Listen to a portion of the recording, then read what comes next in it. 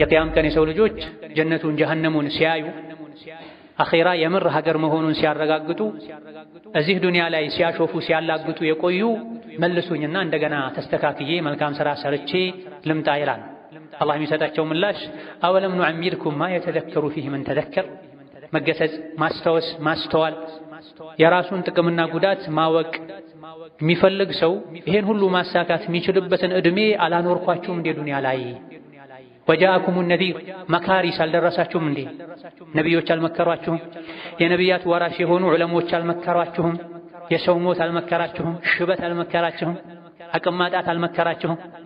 በየአካባቢው ያሉ የቀብር ስፍራዎች ትናንት ካንተ ጋር ሲበሉ ሲጠጡ ልብስ ሲለውጡ የነበሩ ሰዎች ሞተው አካላቸውን አፈር ሲበላው ምስጥ ሲበላው አላየህም? ይሄ ሁሉ መካሪ ያልመከረህ ዛሬ ብትመለስ ምንም አትጠቀምምና ፈዙቁ፣ የሥራህን ዋጋ ዛሬ እዚህ ቅመስ፣ አኺራ ላይ በዳይ ረዳት የለውም ይባላልና ያለን አንድ ዕድል በአግባቡ ልንጠቀም ይገባናል።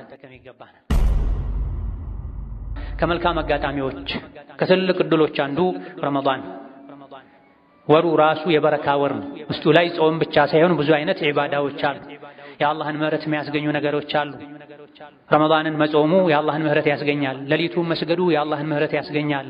የለይለተል ቀድርን በረከት ፈልጎ በዒባዳ ማሳለፉ የአላህን ምህረት ያስገኛል። በረመዳን ወር የሚሰሩ ኸይር ሥራዎች ዚክሩ፣ ቁርአኑ፣ ሰደቃው በጥቅሉ ከሌላ ጊዜ የተሻለ ምንዳን እንደሚያስገኝ ተነግሯል። ሸይጣን የሚታሰርበት፣ ነፍስያ አደብ የምትገዛበት፣ አየሩ ለኢማን ምቹ የሚሆንበት ወር ነው። ይሄን ወር ለመጠቀም ከወዲሁ መዘጋጀት፣ እንቅፋቶችን ማስወገድ ያስፈልጋል።